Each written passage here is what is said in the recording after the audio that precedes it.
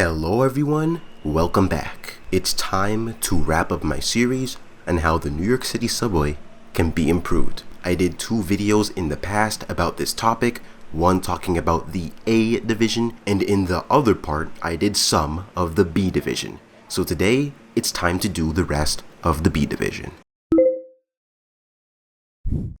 Let's start with the 14th Street Canarsie line. Here the L runs all the time. Honestly, is there anything to say about this line? It's just the L running by itself.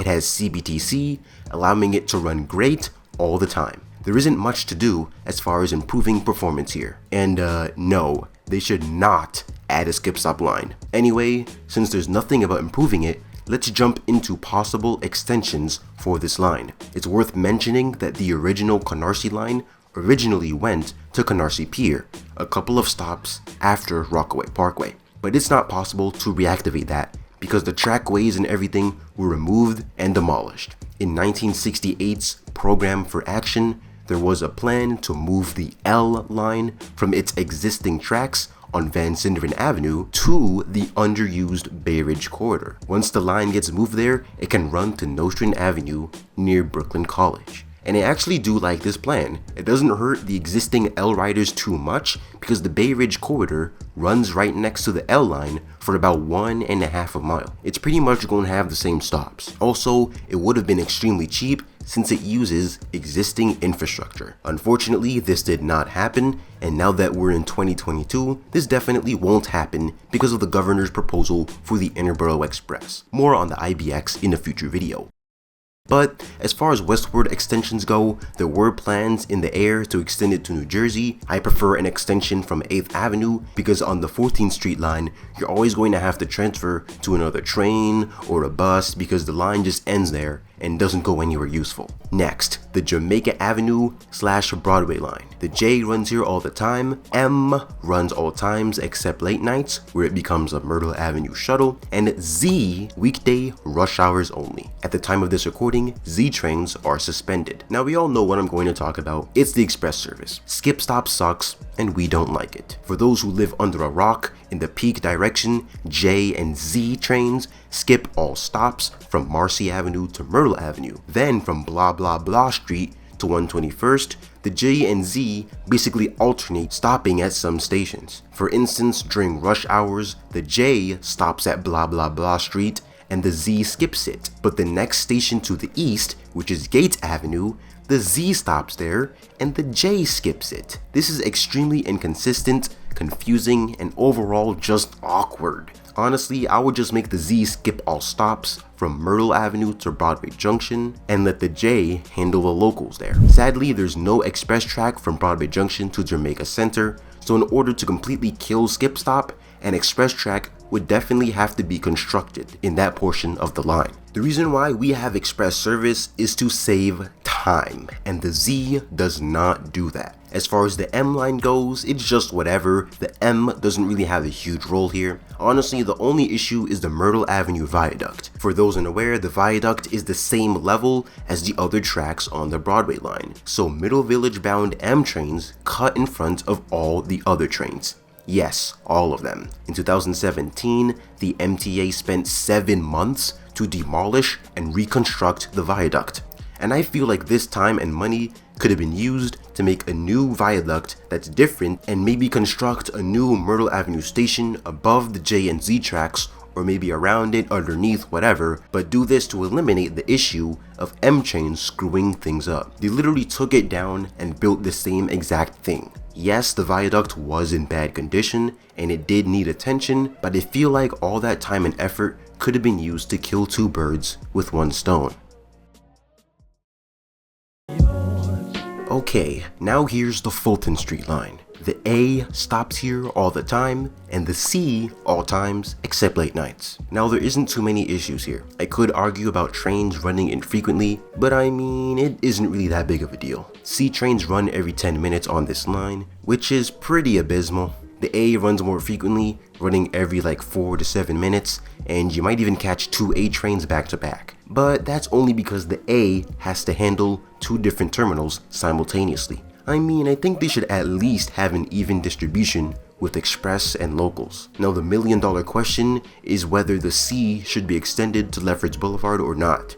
Honestly, I say no. If this happens, then I assume that all A trains would go to Far Rockaway or alternate from Far Rockaway and Rockaway Park. Now this does sound good, right? Because the Rockaways will get more service everywhere, but there's no point in doing this if ridership isn't increasing there or anything like that. In simple terms, if nothing's asking for it, then just don't do it. A more worthy investment would be extending the Fulton Street line using the provisions east of the Euclid Avenue station. This was also a plan many years ago. Now the Franklin Avenue line. Here the Franklin Avenue S train runs all the time, and that's it. There's nothing really important here, it's just a shuttle line which doesn't have a huge role in the subway system. It runs every 20 minutes, which kinda sucks, but you know, it's a shuttle. It would be nice if they ran 3 trains at the same time on weekdays, because they do have 3 trains for the shuttle to use. But there just isn't enough ridership here for that. I think the shuttle should at least be extended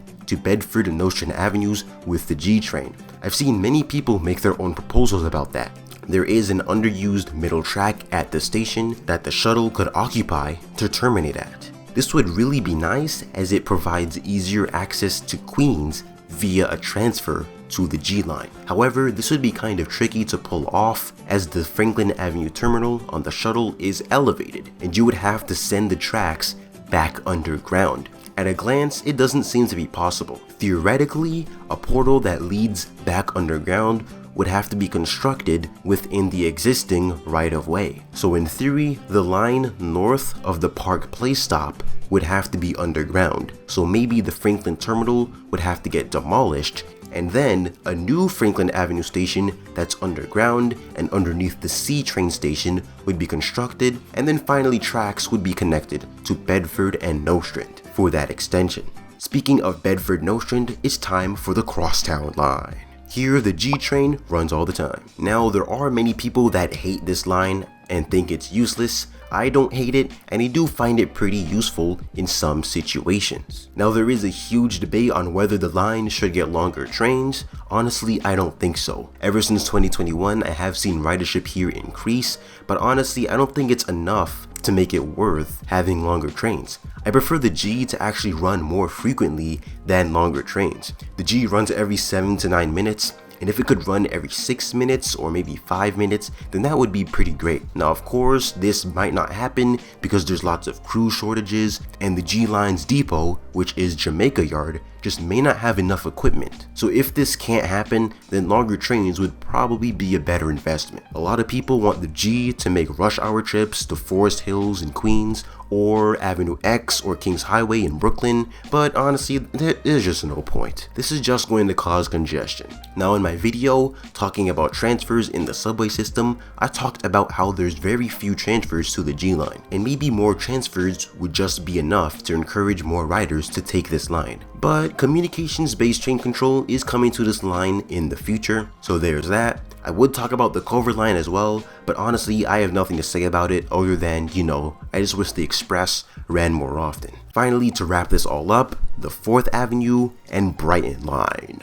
On the 4th Avenue line, the D and N run all the time, R runs all the time as well, and the W makes some special rush hour trips during the weekdays. On Brighton, Q runs all the time, and B runs weekdays only. Now you all are probably wondering why I combined them into one section, and that's because these lines are just fine, but you guessed it, they need some deinterlining. Now everyone knows that trains go extremely slow around the DeKalb and Atlantic Avenue stations, and that's just simply because trains switch and share too many tracks with one another. For example, on the Manhattan Bridge, N and Q trains share a track, while the B and D share another track. But once they get underground, the N leaves the Q right there, and the B then joins the Q right there. Then the N joins the D shortly after leaving the Q.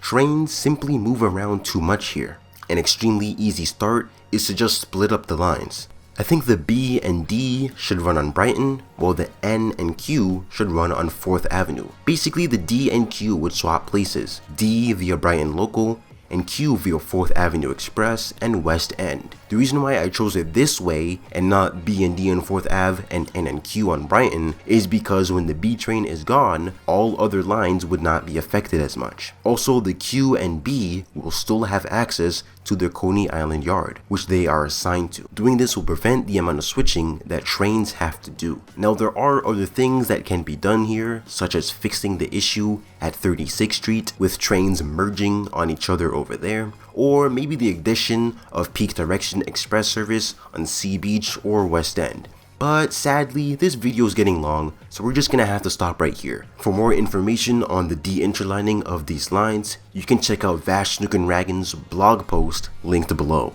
But thank you all so much for watching. Make sure to subscribe, like, and comment. Check out my socials, and see you in a couple of weeks for the next video.